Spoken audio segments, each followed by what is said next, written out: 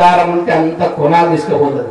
దాని లక్షణం ఏమంటే ఎన్ని వచ్చినా అది స్వచ్ఛంగా ఉంటుంది. మనం ఎంత మాలిన్యం ఉన్నా మనం నామస్మరణ అనేటువంటిది మన జీవితంలో మరవకూడదు అనమాట. అది మనం ఎంబడుస్తుంది. అందుకే ఉండగిరు ఈ దేహం శాశ్వతమా, రేపటికో మాపటికో ఈ దేహం ఎప్పుడు పోతుందో తెలియదు. కాబట్టి కన్ను కాలు మన శరీరం ఉన్నప్పుడు భగవంతుని యొక్క నామస్మరణ అనేటువంటి చేయాలి.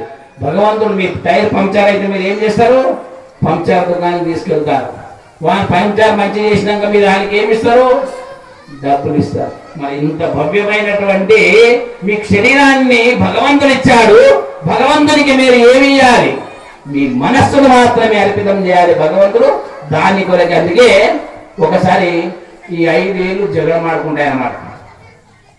నేను పెద్ద, నువ్వు పెద్ద, నేను పెద్ద అని. నేను సంకలు ఉన్నా ఇక్కడ ఇద్దరు అంగబలం నాకున్నదని సంకలు చూపిస్తా ఉంటది. ఈ ఏళ్ళు ఏం చేస్తుంది? అంతా ఎవరు వచ్చినా బంగారం నా ఈ ఏళ్ళకే పెడతారు, నేనే పెద్దగా అంటుంది అన్నమాట.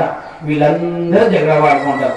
ఇక చిన్నేళ్ళు ఉంటుంది, కింద ఉంటుంది. కాబట్టి భగవంతుడు బ్రహ్మయ్య సృష్టించడు, నేను మంచినే ఉన్నా నా కిందనే పెట్టిండు మంచినే అనుకుంటుంది అన్నమాట. ఇవన్నీ జగడమాడితే మరి నువ్వెందుకు మంచిగా అనుకున్నావు? నేనంటే మీరందరూ మీరున్నారు. ఏడైనా పెద్దవాళ్లకు కానీ దేవాలయంలో కానీ వెళ్ళి నమస్కారం చేసేటప్పుడు నేనే మొదలుంటా కాబట్టి నేనే పెద్దగా పరమాత్ముడు అనేటువంటిది పెట్టాడు కాబట్టి ఇది నేనే అన్నాక.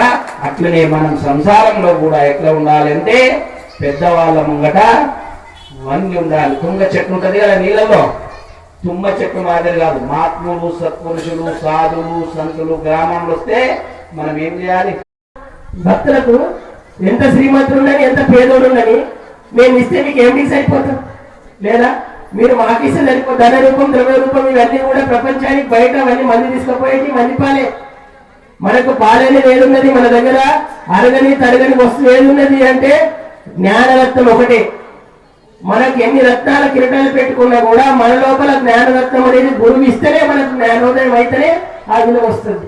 కాబట్టి మనకు పూర్వం సంధి కూడా పెద్దప్పగారి సంధి కూడా మనకు మొన్న వచ్చినప్పుడు అన్నారు, రావాలప్ప వస్తుంటేనే బాగుంటుంది, ప్రతి గ్రామం లోపల సమయం ఇస్తుండాలి. పెద్దప్ప అనుకున్నాము, చాలా కార్యక్రమాలు కూడా చేసుకుంటూ వచ్చినాము. ఊళ్ళలో ఎట్లుంటది అంటే చాలా సాత్వికంగా ఆలోచన ఉంటుంది. ఎందుకంటే ఊరు అంటే ఒక కుటుంబం లేక ప్రతి ఒక్కరు కూడా వాళ్ళు బాధ్యతగా అందరు నిలబడి కార్యక్రమాలు చేస్తారు. సిటీలు అట్లుండదు, ఒక దర్వాజకి ఇంకో దర్వాజా ఎవరుంటుంది పక్క ఇంట్లో. ఊళ్ళో అట్లా కాదు, ఒక ఇంట్లో ఏమైందంటే ఊరందరూ తెలుస్తుంది.